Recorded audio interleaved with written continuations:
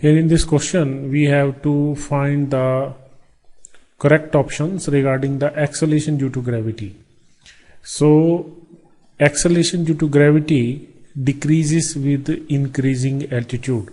So, this statement is true because we know that the acceleration due to gravity that is changing with height is equal to g into 1 minus 2h by r, and that is for h very much less than r.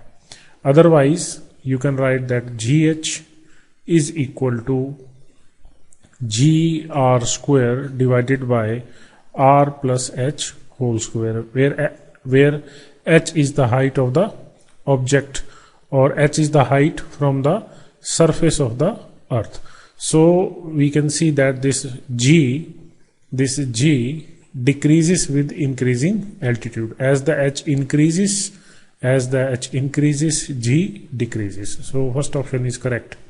Second option, acceleration due to gravity increases with increasing depth, means as you go inside, the acceleration due to gravity, he is saying increases. So this is wrong. Acceleration due to gravity with depth, so that is g into 1 minus d by r.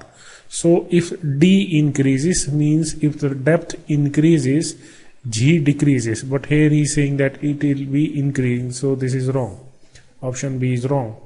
C, acceleration due to gravity increases with increasing latitude. Here he is talking about the latitude, means you have to take the position into consideration. So we know that the variation in acceleration due to gravity, let this is g dash g minus r omega square cos lambda, where lambda is the latitude. So that these formulas you have derived from the derived in the theory section also.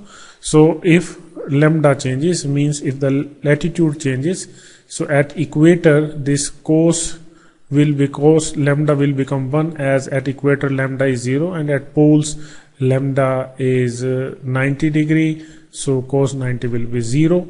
So there is a variation in g in between poles and equator. So this C option is saying that it increases with increasing latitude.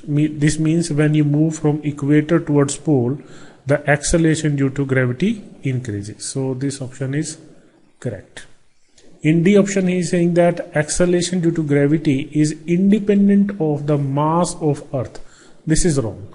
We know that this acceleration due to gravity is gm by r square, where m is the mass of the earth. So it is dependent upon the source mass, means here the source mass is the mass of the earth. So g depends. So this option is wrong. So we have only two options correct, option A and C.